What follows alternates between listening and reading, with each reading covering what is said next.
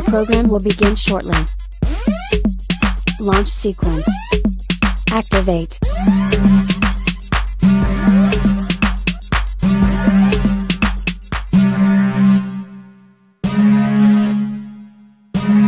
Warning, the following content is not politically correct. Viewer discretion is advised.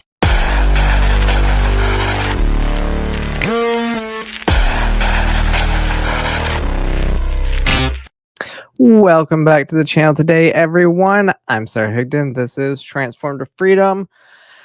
Welcome back. Welcome back. Yeah, obviously, I hope y'all had a fantastic holiday.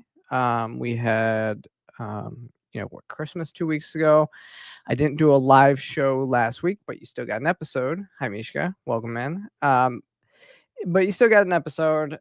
I'm here this week. I will not be here next week. So that is for sure as of right now. We're not going to have a show next week. I have some stuff I need to do. I need some time off. So, yeah, so no show next week, but excited to be here today. Hope you all had a happy New Year's. It's kind of been a crazy start to the new year already, right? So we've had some stuff already happening. We had, as soon as the clock struck midnight, we had terror attacks. So we're going to talk about that a little bit later. Also, it is January 6th. January 6th. It's what, 4 years since we saw the riot at the U.S. Capitol. I don't think we're not going to talk about it. We're going to talk about that, but we're not going to listen. There was no insurrection, in my opinion. YouTube, this shouldn't violate your terms of service, but if it does, oh well. It wasn't an insurrection. It was a riot. It was interesting when you see the videos of the people going into the Capitol, a lot of them escorted by Capitol Hill police. You see grandmas waving their flags. Outside was a little bit different. A lot of people were just protesting outside. Oh, shoot. What happened here? Okay, 1 second. Okay.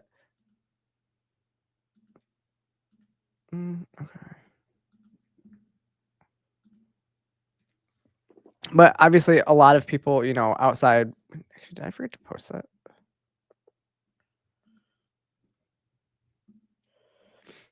Maybe.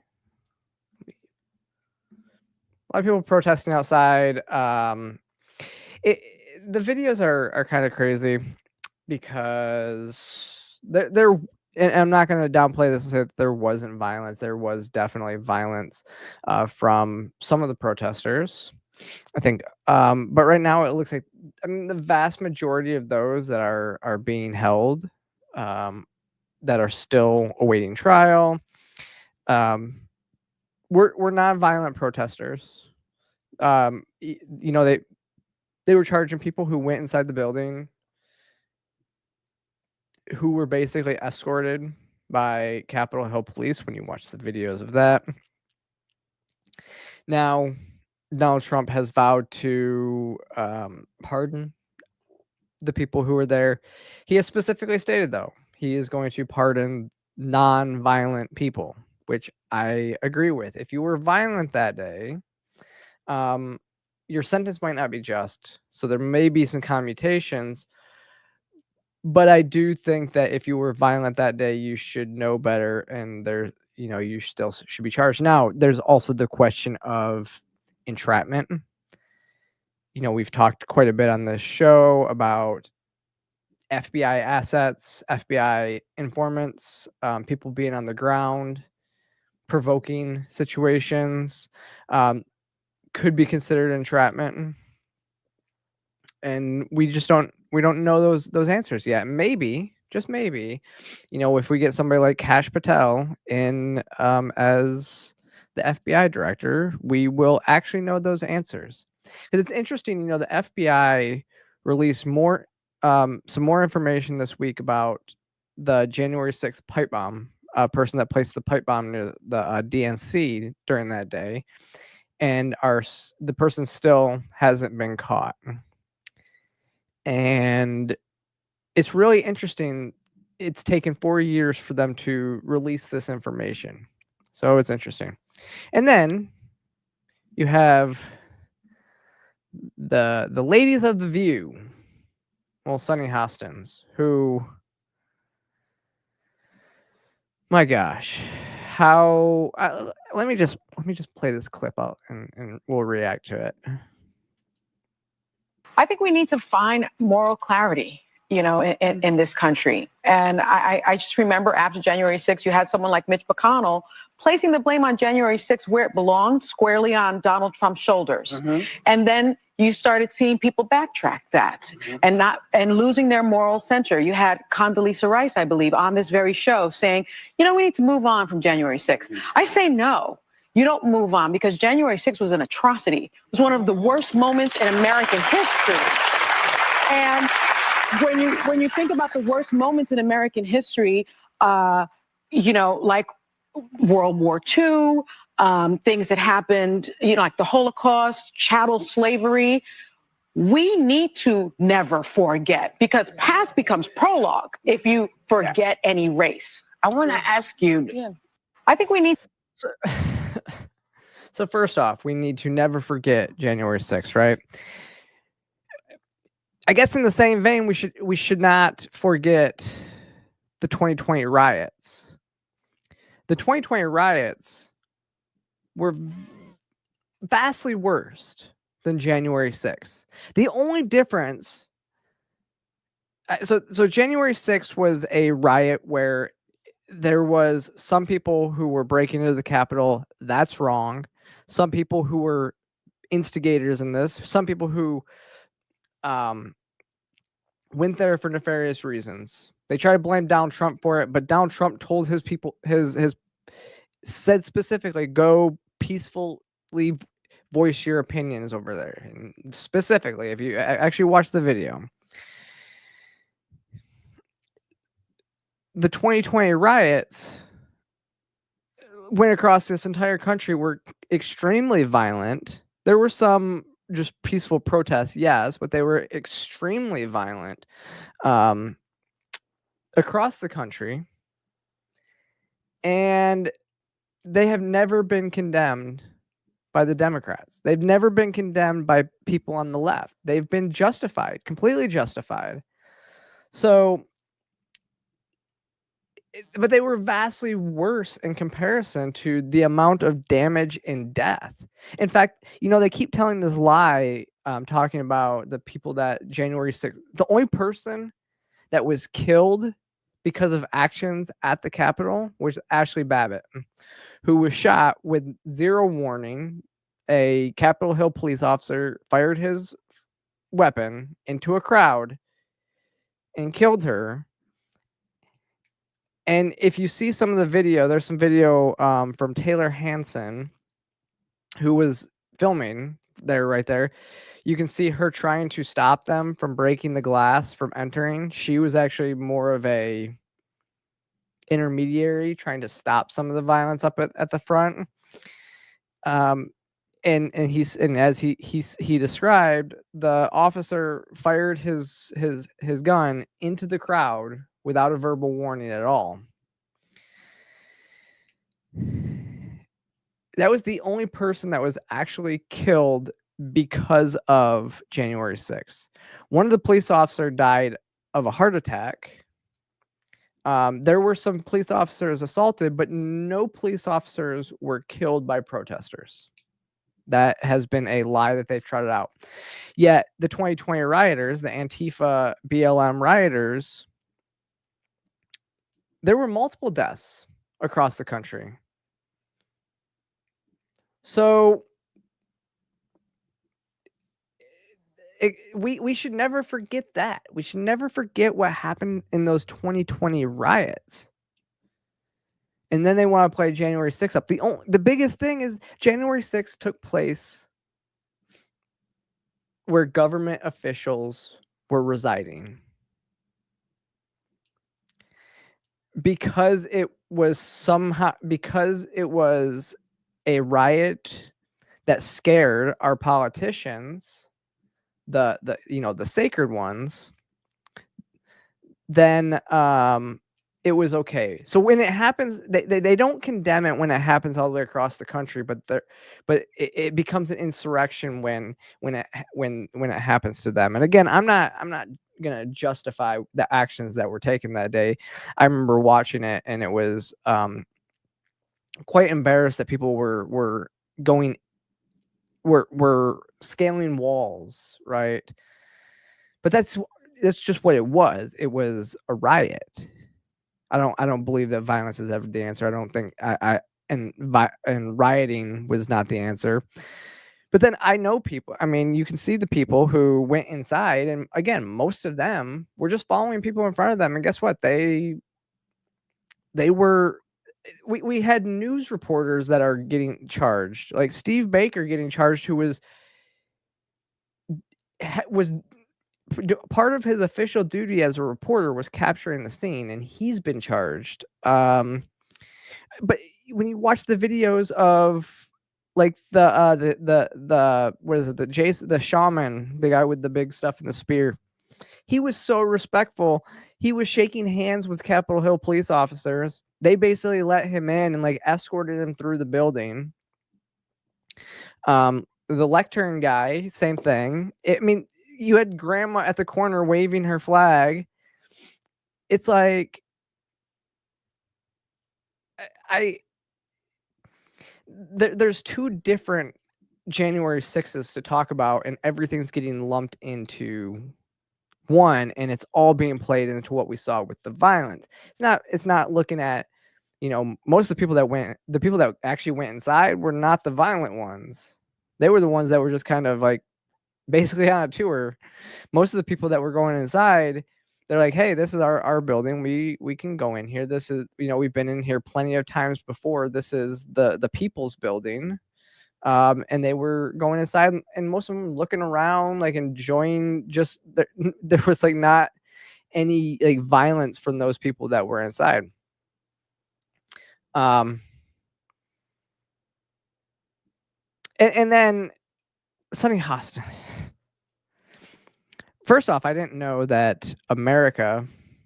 I didn't know that World War II was listed as one of America's worst moments. I didn't even know World War II, other than Pearl Harbor, happened on America. I didn't know America was the bad guy in World War II. I didn't know the U.S. was conducted the Holocaust like that. That's what she's kind of saying, right? I mean, she's saying it's one of the worst moments in American history we can never forget. Like, we were the ones that, she said the Holocaust was one of the worst moments in American history. It wasn't the Americans who, like, the Holocaust happened in Germany. Actually, it happened all in that region, right? In Poland, Germany, but it was the Nazi Germany. If anything, this would be something that you could say, like, we should never forget. As if you're in Germany, we can never forget, those moments in history. I mean, there are areas where the U.S. could be like, hey, these are moments of history. I mean, she could have said we had slavery in this country, which is where I would have thought she would have went, but she didn't. Could have talked about the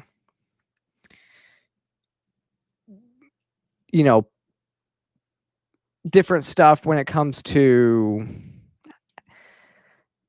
I don't know. I mean, we have had moments in our history where we are not the good guy, and there are moments, there are worse. And so, but to say January 6th is up there with the Holocaust as one of America's most worst moments in history, the Holocaust, and you're trying to say that an event where, what is it, millions of people died because in a genocide is worse than is comparable to nobody dying. in a riot that just so happens to take place at our Capitol building. Why? Because it's a sacred building. It holds more weight than millions of people dying. I don't think so. These people are deluded in their head. But you know how that goes. All right, so enough with the January 6th talk today. So there is one thing that came up last week that I don't know if a lot of people saw this, and it was really, really interesting. So apparently, Meta plans to bring more AI generated users to Facebook and Instagram to drive engagement. So I guess they're gonna bring people. They're gonna create accounts to engage with your content on Facebook and Instagram. But the key here is that it says, let me see what it says in the statement. Scroll all the way down. So Meta, parent company of Facebook and Instagram, is planning to flood social media platforms with AI characters complete with bios in an attempt to drive engagement with real human users on the platform. The company is already rolling out the AI products for use on these sites.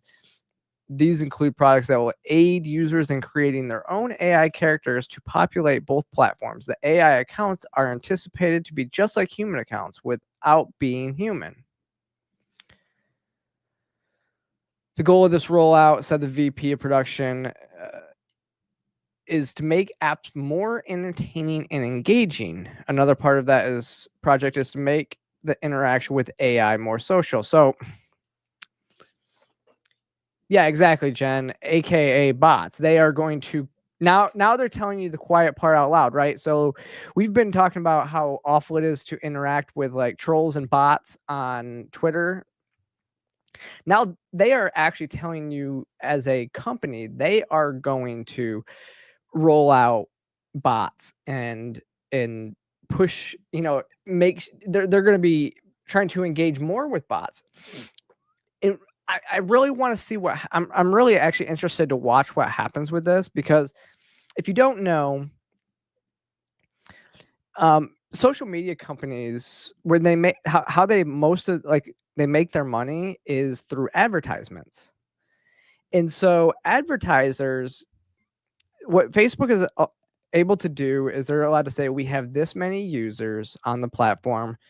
So using this model, we can, you can pay so many, like so much money for so many clicks, right? Or views or impressions. So say they could say, for every 20 cents, we can say your ad will be shown in front of 100 users. And usually it's a range, right? So when you pay for ads, it's usually they give you a range between so much and a little and a lot range, right? And so these companies can, and then they charge based on, then they can charge based on how many users that will be in front of. If this says they're looking at doing it more and they're admitting that they're already doing it, how much of those ad dollars, how much of those ad views that advertisers are paying for are going to fake users? This was one of the big issues. This is actually, they are defrauding their advertisers. So I'm questioning whether there's going to be some lawsuits coming from advertisers over how many bot users that their ads are engaging with, and if Facebook or Meta is going to be able to tell them that, right? So because they need to be able to say, no, we don't our system, I mean, the answer could be no, our system knows our bots and does not show them ads. I don't think that's the case, though. And if you're saying that you have 100,000, or say you're having 1 million platform users and 100,000 of those are bots, and they're all mixed in, and I pay for an ad and it gets seen by 100,000 people, right? Well, are those real people, or did I just purchase ad space to be seen by all these bots that are never going to pay for my product anyways? I think it's gonna be a huge lawsuit if they can't separate this. I think they're gonna have advertisers better take note. People that are paying for ads on Facebook and Instagram better take note as to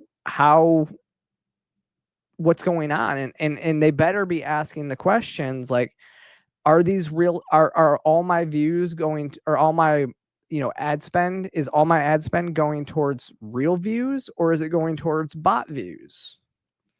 Because we already know that that's been a big issue, and so if they're creating these bots, I don't see how they're gonna skirt around those lawsuits. And then just let's be real. I don't want to interact with somebody who I don't think is real. I want to interact with real people. I don't want to interact with bots. Like if you're it kind of defeats the purpose, right? I mean, not everybody goes on social media, I guess, to make friends. And I guess I don't go on social media necessarily to make friends. I go on there, though, to make connections, like work connections. I've met a lot of my friends on there. In fact, some of my best friends are also influencers in the space. I got my job because of social media. So the question is then, like, I don't want to interact with bots. I want to know, like, if I'm looking at my stats and I say, oh shoot, yeah, I got 100,000 likes on this one, or I got a million impressions on this, that's pretty good. 1 million people out of 330 million in the US saw my post. But then you look and you think, okay, well, how many of those were bots? Are they going to give me, as a creator, are they going to tell me how many of the people that saw my post in my stats, are they going to tell me how many of it was bots? I don't see how this is going to work out well for them. So, but we'll see. All right, though, big news. Last week we talked about the Civil War, right? The Civil War happening amongst conservatives in the space. Well, it's still going. It's still going. Kind of. We talked about the budget in the last live episode, talked about how the the Freedom Caucus people stood up to the values that we want, right? That they supported the small government agenda. They did what we wanted them to do. They're standing up and not wanting to pass these massive spending bills. So Speaker Mike Johnson then went and got support from 100% of the Democrats in the House to pass a massive continuing resolution. Many of the more conservative people said, even the same people that are now attacking people, saying that Mike Johnson should have been fired. Basically, he shouldn't have won the Speaker of the House. But then those same people heel turn as soon as Donald Trump says he wants Mike Johnson as Speaker. It's crazy to me. It's crazy because I mean it's big budget bill or continuing resolution, and then attacking Elon and Vivek, who are tasked to reduce the size of government, and then supporting Mike Johnson for Speaker. The only Republican that voted against Mike Johnson for Speaker was Thomas Massie. I'm a huge fan of Thomas Massie. He's the one person in Congress that is 100% standing with principles and with what his constituents want. I've met him a couple times. He is one of the nicest people you'll ever meet too. Such a nice guy. And yeah, he's taken a lot of heat for it, but you know what? I think he's kind of used to it. He's got a lot of people that have his back. But at the end of the day, Mike Johnson wins. And he's laying out an America First agenda. See, here's the thing. This is why Thomas Massey laid this out pretty well. Is that Mike Johnson has no spine. You know, Mike Johnson does not have the spine to go in there and tell Donald Trump what is, like, give Donald Trump realistic expectations. This is going to be his downfall, let me tell you. He is going to try to get something passed, and it's not going to be feasible to get it passed through the Senate. See, this is the thing is, other than reconciliation bills, which we have 2 this year, other than reconciliation bills, which is only budget matters, you need 60 votes in the Senate. And if Mike Johnson is negotiating with the leaders in the Senate and what they can pass with, what they can get passed with 60% of the vote, he's going to have a really tough time, because he's going to go back to Donald Trump, who is not going to be happy when he says, hey, we can't get this passed, or we need to change it, because Donald Trump is going to want everything. See, this is, I think, going to be the difference between the second term and the first term, right? Donald Trump's first term, there was a period in his first 2 years where he just wanted to put his name on legislation. So it was, you send him the bill, you send him these bills, send him all the bills, get these bills to him, and he will sign them. He wasn't driving the agenda. Now he's driving the agenda, which I think is a good thing, because for the most part, his agenda is right. He wants to reduce the size of government. He wants to do all this stuff. So we'll see what Mike Johnson can negotiate and get pushed through. But the problem is he going to be able to go into those Senate negotiating? Is he going to be able to go into the Senate negotiating meetings and say, hey, we need to get this done. What can we do? And it's going to be really difficult to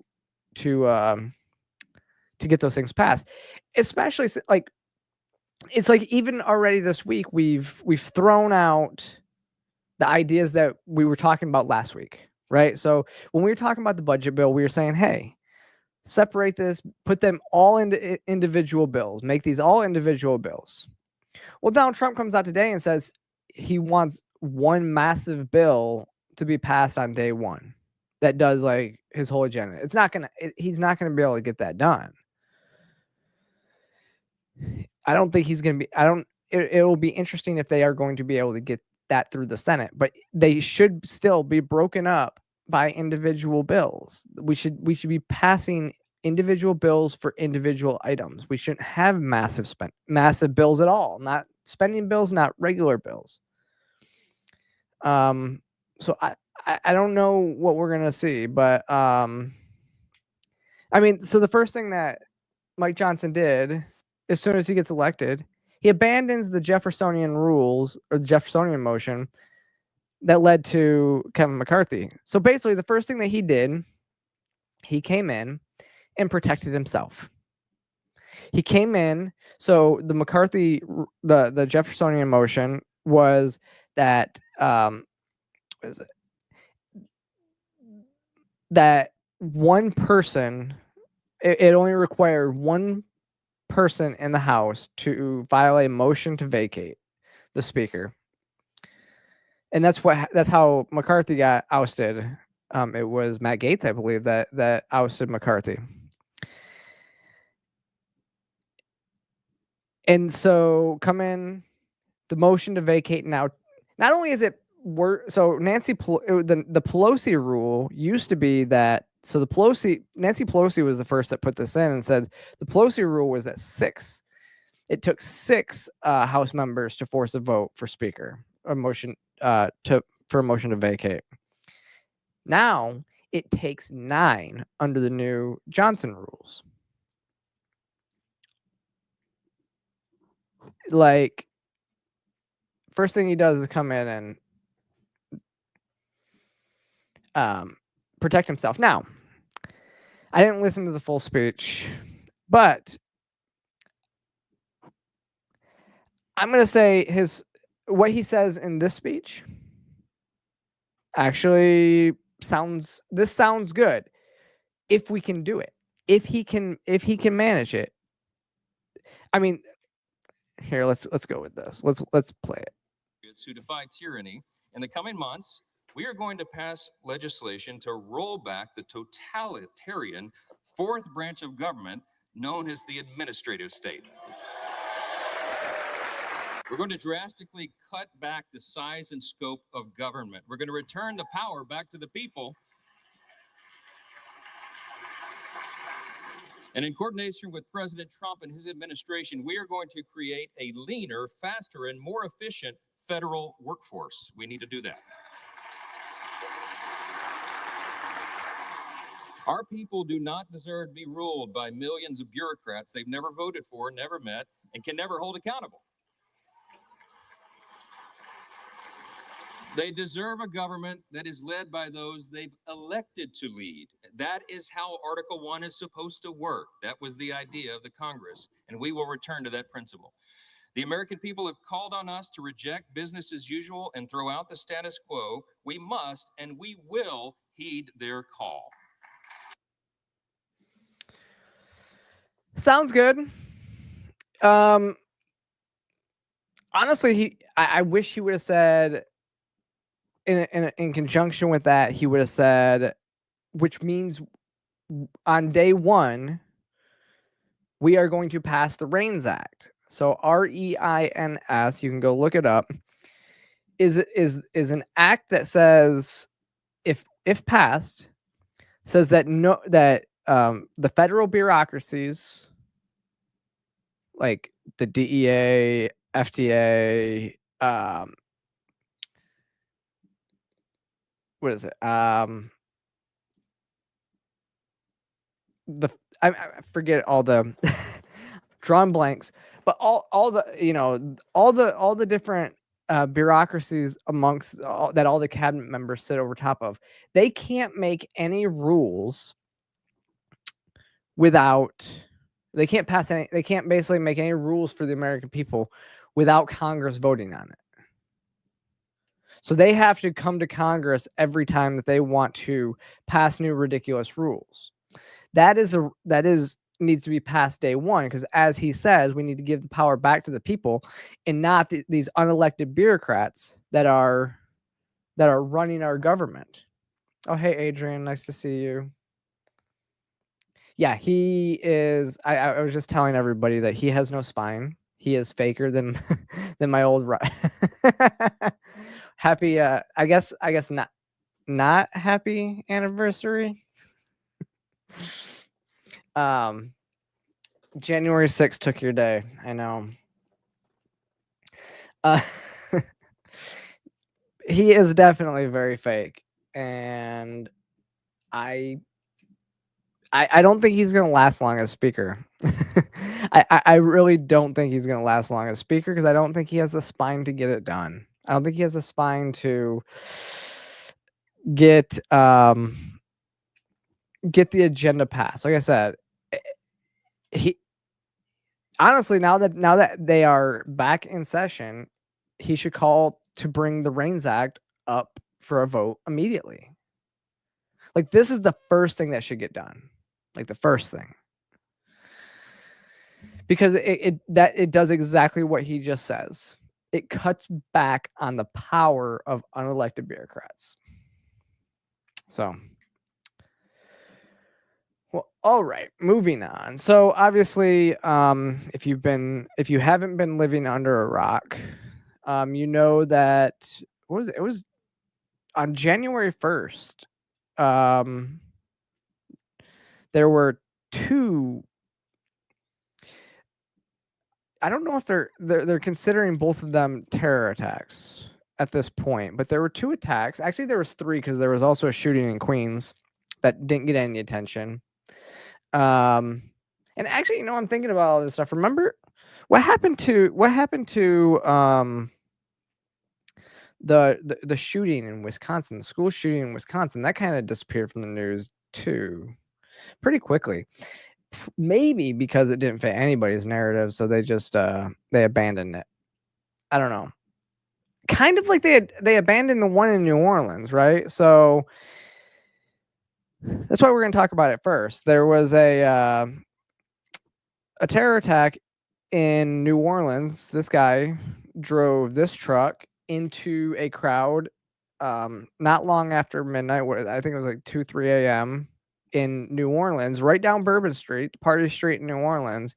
And not only did he stopped, he gets out of the car and starts shooting. Now there's video of that, and I have it, but I'm not going to play it because we are on YouTube. And again, I don't know the rules for YouTube. If we were just on Rumble and X, I would play it.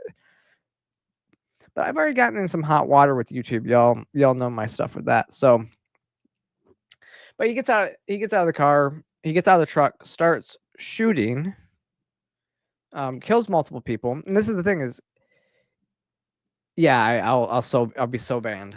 If I play that video, I would be banned completely. Even though it doesn't show anything.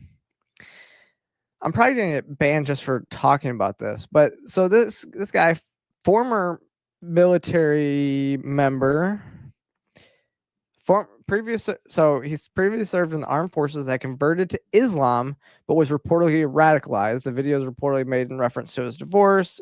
Oh yeah, so he made videos on his way driving. He rented a truck from this this app, and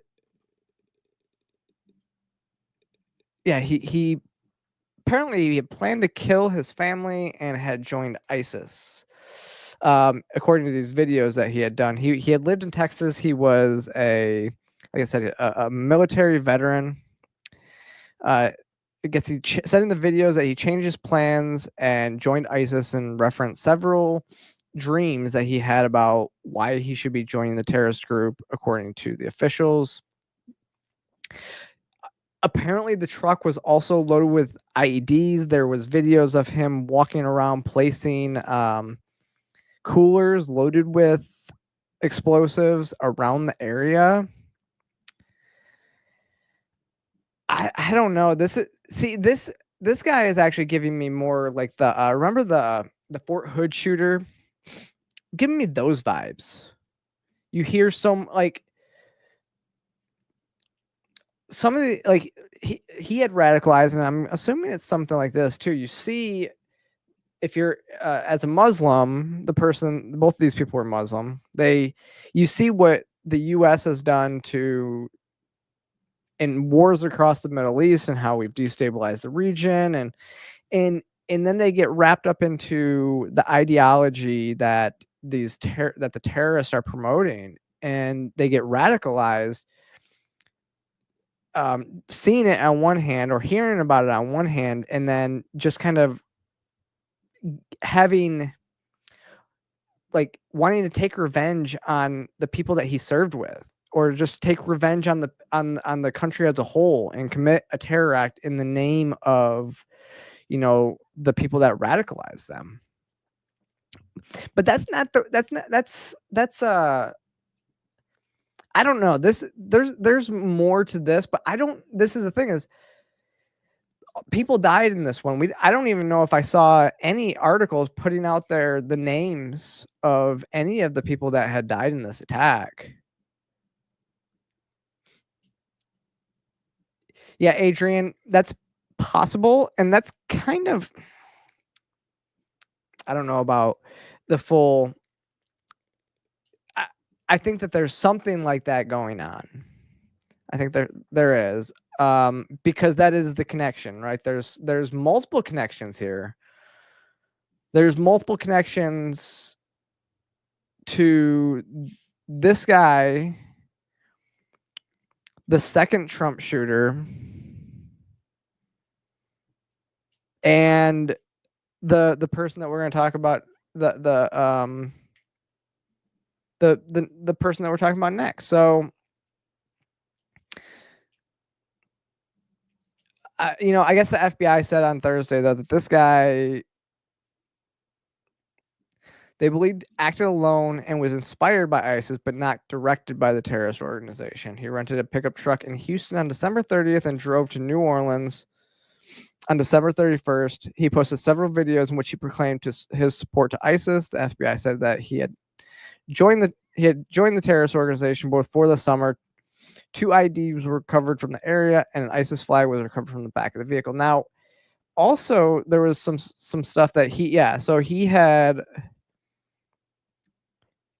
they had expanded their investigation because it discovered that he had crossed state and international borders, including into both Egypt and Canada in previous years.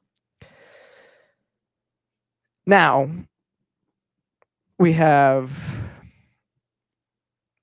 Secretary of Homeland Security Mayorkas talking about why he radicalized to a foreign ideology.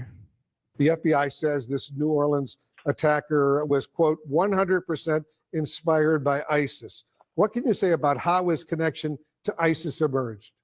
Well, that is still a subject to investigation. That is one of the key elements of the investigation. The motive has been identified. Why precisely this individual radicalized an Army veteran, a United States citizen, why he radicalized to a foreign terrorist ideology is still the subject of review. Why there was encouragement by the FBI special agent to individuals who know Jabbar to communicate with the FBI whatever information they might have about that path to radicalization. The FBI said. So yeah, kind of interesting. Now, what's really even worse about this situation is a lot of it could have been avoided, right? So New Orleans has these they have hydraulic booms that come up to block the road. Somebody said that those were down and it was just orange cones up. Also, the police chief had no idea that they had these types of barriers for the sidewalks, because apparently the guy drove around these barriers. So listen to this, what she says. Jabbar from driving up on the sidewalks to access the road. And when the police chief was asked about these barriers and why they weren't in place Tuesday night, she said she didn't even know the city had them. Yellow archers, where do they come from? Actually, we have them. I didn't know about them, but we have them. And so we have been able now to. A terrorist is hell-bent on destruction. This man was going to do his best. And if it hadn't been on Bourbon, he was going to go somewhere else. So we have this. We're going to implement it. And end of story. This woman deserves to lose her job. It's her job to know this. It's her job to know how, prevent this on one of the biggest nights of the year. Could you imagine, even during Mardi Gras, not if they had this? Bourbon is the biggest target. That's why he chose there, and you didn't have the precautions in place to stop him. And you didn't even know you had the precautions. She deserves to, yeah, absolutely. She deserves, she's just no accountability. And she tries to she's trying to save her job when she's like, a terrorist is hell-bent on causing destruction. Yeah, that's true. But I'm a former military officer, and you think when you're trying to protect people, when you're trying to secure an area, you think of every possible you think of every possible situation that could happen, and you make sure that that's protected. We just had at a Christmas event over in was it Germany last month? Not even a month ago, a truck do the same thing. This should be known that terrorist organizations are going to look to copy this. It's your job to know, and yeah, if it didn't happen on Bourbon, guess what? It's probably not going to happen that night, because usually terrorists are not going to attack like that. They're not going to continue. They're not going to just be like, "Oh, I can't get here, so I'm gonna go." They're gonna wait, and they're gonna poke and prod for the weakest point. But they're hell bent on causing destruction, but they're also hell bent on causing the most destruction possible. And honestly, if it wasn't on Bourbon,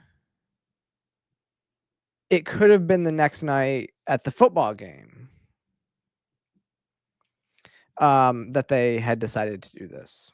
But they could have caught the person by then if they had any intel. You know, it's funny because they spy on us so much. They ask that, you know, we authorize these FISA warrants and all this other stuff, and they still can't catch people like this. They can't see that a military veteran or even a current military special forces person is planning to do this. Like, they can't even catch them. I don't get it. That leads me to the next one. So, because then later in the day, I mean, mid-morning, was it around 8:30 in the morning on the same day as we were just reeling from that terror attack, we have this guy drives up, current, and it was not a veteran, actually yeah, you're right. You're right, Adrian. It says they're too busy spying on soccer moms who don't want their preschoolers taught about gender and being gay. Yeah, those are that's the domestic terror threat, right? Yeah, that's who they're. I don't doubt it. That is who they're going after. You're absolutely right. Oh yeah, and yeah, the Catholic Church too. So as we're reeling from that, though, this current active duty special forces I don't know if he's an officer in NCO, but special forces guy rents a Cybertruck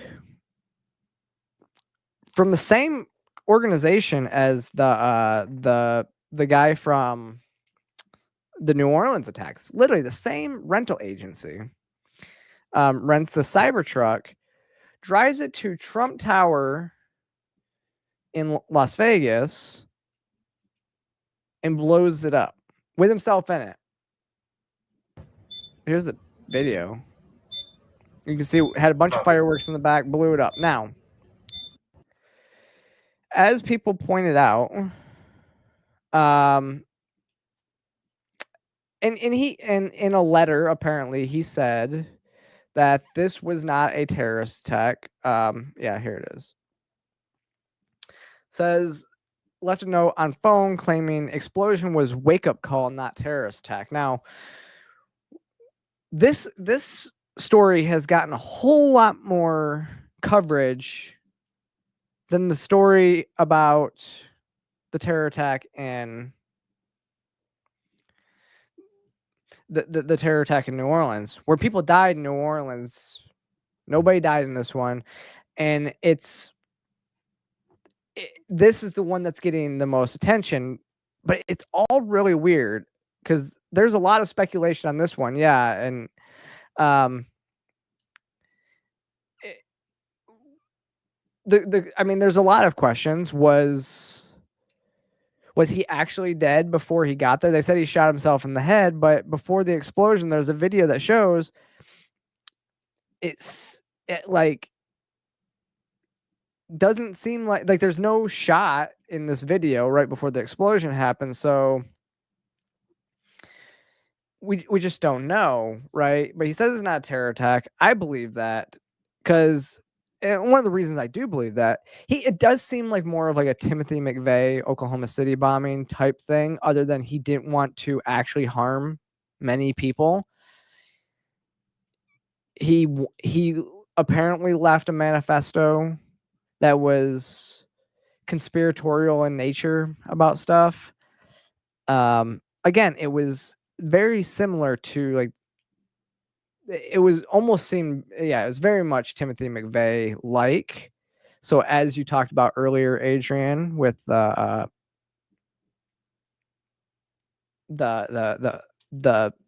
MK Ultra, but so it's a little bit crazy. Now, I mean, this guy, the connections here though, the connection. So now this is one reason people think it's could have just snapped, because apparently his wife left him 6 days before the attack. But here's the thing.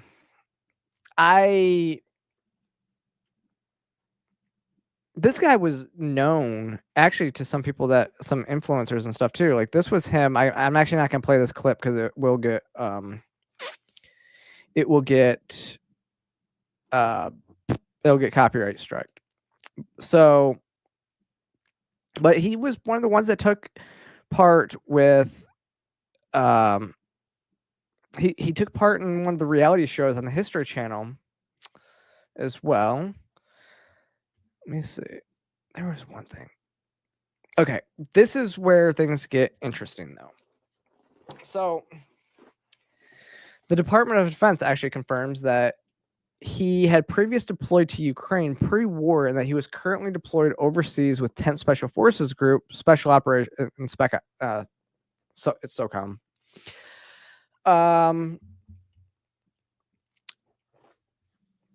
So now let's look at this. So I guess I've heard, so 10th Group is out of Fort Bragg, right? The New Orleans bomber had also served at Fort Bragg. So Fort Bragg is Fort Bragg is the largest military installation in the U.S. I believe it houses the most amount of people. Fort Hood is actually the largest in terms of land area, but Fort Bragg has the most permanent resident soldiers. I served there for 2 years in the 82nd. So the 82nd Airborne Division there, you have Army.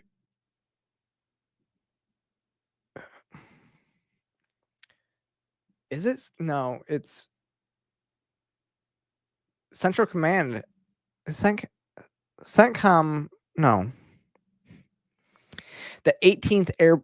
Okay, so the 18th Airborne Corps is at Fort Bragg as well. So yeah, the 18th Airborne Corps is also at Fort Bragg.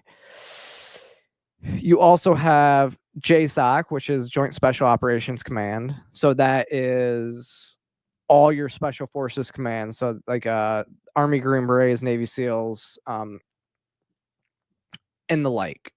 Was it Marine Recon? All of them. They're all the headquarters. Basically, what runs all special operations for the U.S. military is out of Fort Bragg. And sounds like, I know that, I can't remember if I guess it's 10th Group that would be there. So this is where all the special people, like the special ops, it's like this, they call it the center of the universe for a reason, because it's where, again, the 82nd's there, huge, big-headed airborne unit. I know I served in it for 2 years, but airborne unit, and then all the Special Operations Command, and then you have like I believe you have some 160th elements there for flying, secret helicopter missions. You have a lot of different stuff there. But he was Special Forces. So one of the reasons why I don't think it was a terror attack is because he has the knowledge to blow up the entire building. He has the knowledge to build a bigger bomb than what he used, and not use fireworks. Okay. So keep that in mind. I don't think it was a terror attack, and they're reporting that it's not. But now the Ukraine stuff is crazy too. The connection to this guy and the second Trump shooter is a little crazy too. Like they seem to have possibly linked up. I mean, they're both in connection with Ukraine. And the second Trump shooter also had connections to Fort Bragg. So it's kind of like who's pulling some of these strings over there, you don't know. And I don't want to go too far down the conspiracy rabbit hole because there's a lot of oddities in all of this stuff that's happening. There was a podcast that I didn't watch the whole thing. I watched a few of the clips where this guy had actually reached out and told the podcaster who like all this stuff about, it was kind of the manifesto, right? So it was like all this stuff about the drones in the Northeast, and it was all this other stuff. Now their theory on there was that this guy might not even actually be dead. He might have faked his own death. The guy had claimed that he was being followed for days by certain people.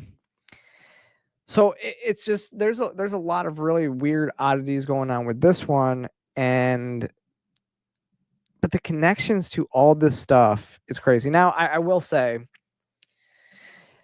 some of these special forces guys, they see some shit overseas, and sometimes they can't handle even being back in the U.S. And remember, I think, what is it? The movie,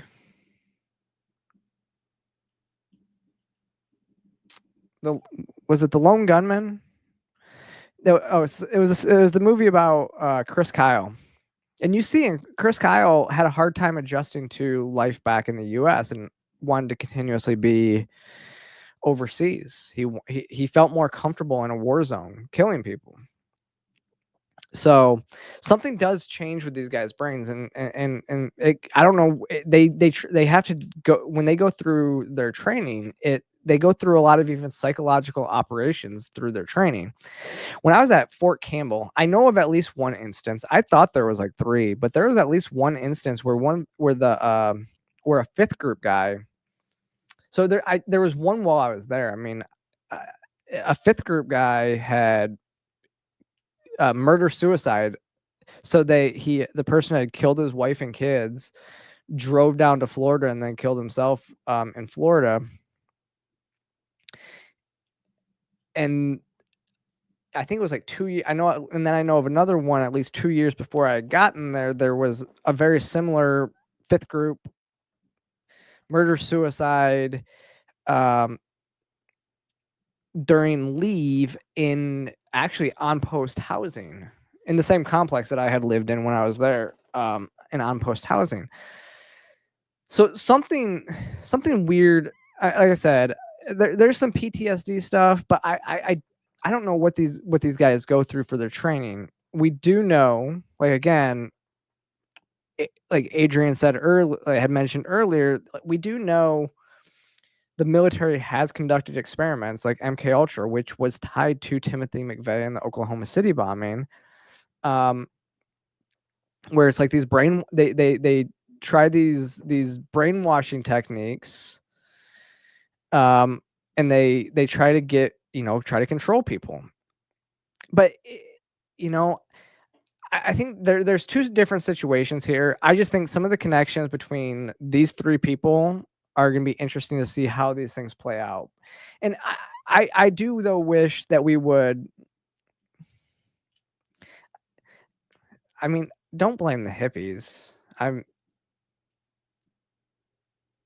In all intents and purposes, you consider me a hippie, Adrian. So I don't know. But look, I mean, I don't. Yeah. So I mean, I think what's happening though is people are fascinated. People are fascinated by the narrative around this. The idea that this person may have even faked their own death, or the connections to even like the second Trump shooter. But then it even starts to connect even to possibly the first Trump shooter. We don't know even anything about that dude. Like there's still I when Kash Patel gets in, hopefully we'll get some answers on some of these things, but it'll be really interesting.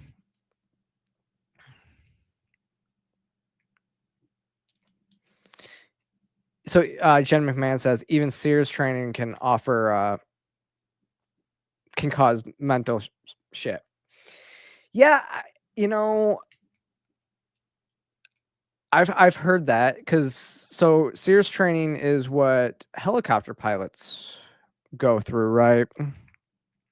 And they have to. It's a survival exercise where it's a course where they basically, if your helicopter crashes and you become a prisoner of war and you have to survive, and they put you through some very rigorous mental health or mental exercises with it. So I can imagine, but I mean, so we just don't know. But yeah, there's a lot of connections here, and then it's even weirder. And this is kind of off topic from this. Is that one of the guys that got the Presidential Medal of Freedom from Joe Biden this weekend is seen in a picture with the second Trump shooter. Like there's a connection with that dude and the second Trump shooter. And honestly, I think the biggest, I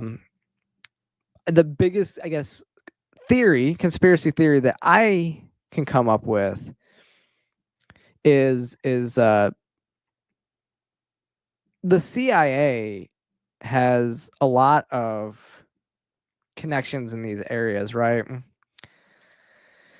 So the CIA was running operations in Ukraine. I mean, what was a Green Beret doing in Ukraine pre-war? What was the second Trump shooter doing in Ukraine?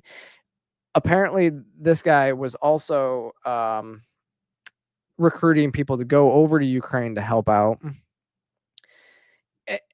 So the CIA running operations over there, and some of these things that are happening here are because they know that when Trump gets into office, then some of the stuff that the CIA has been doing is going to be exposed, which is why I also find it weird that President Trump came out this weekend, maybe last week, and was like, the FBI's failed, the ATF has failed, all this stuff. We need the CIA to come over and do their jobs, basically saying that we need the CIA to spy on American people.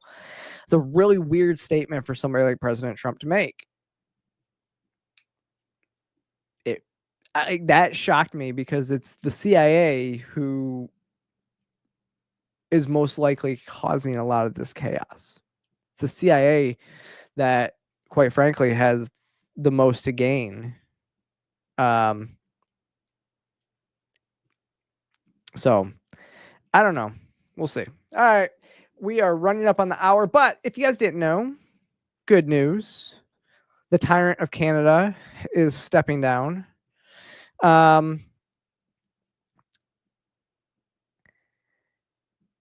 So they're going to have an election now in Canada, and Justin Trudeu is gone. Now, I don't really report too much on Canada. I don't pay much attention to Canada, but I do know they are on the path. They are some of the worst when it comes to gender ideology. I know they are some of the worst when it comes to suppressing free speech. I remember them suppressing the trucker convoys and their peaceful protests up there. In all intents and purposes, they're probably about as bad as the UK. So it is nice to see him leave. And to close this out, I will play. This is the Conservative leader in Canada and what he said about Trudeau's resignation. Good day. Canadians desperate to turn the page on this dark chapter in our history might be relieved today that Justin Trudeau is finally leaving. But what has really changed? Every Liberal MP in power today and every potential Liberal leadership contender fighting for the top job helped Justin Trudeau break the country over the last 9 years.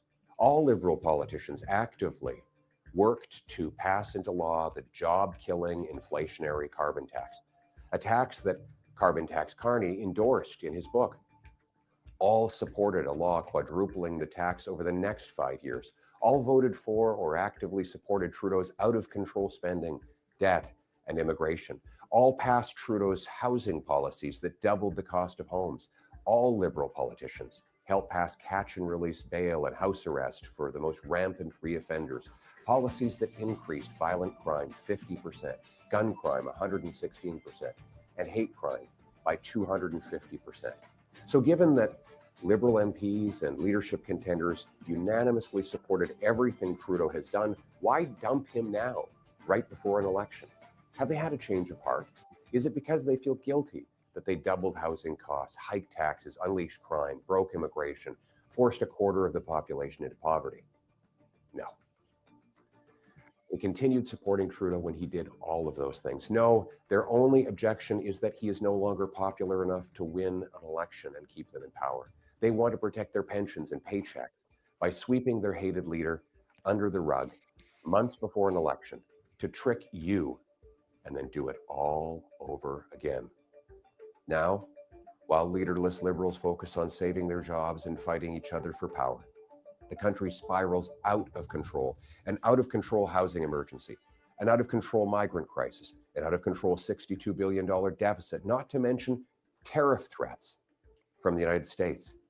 Oh, and another NDP Liberal carbon tax hike kicks in this April 1st.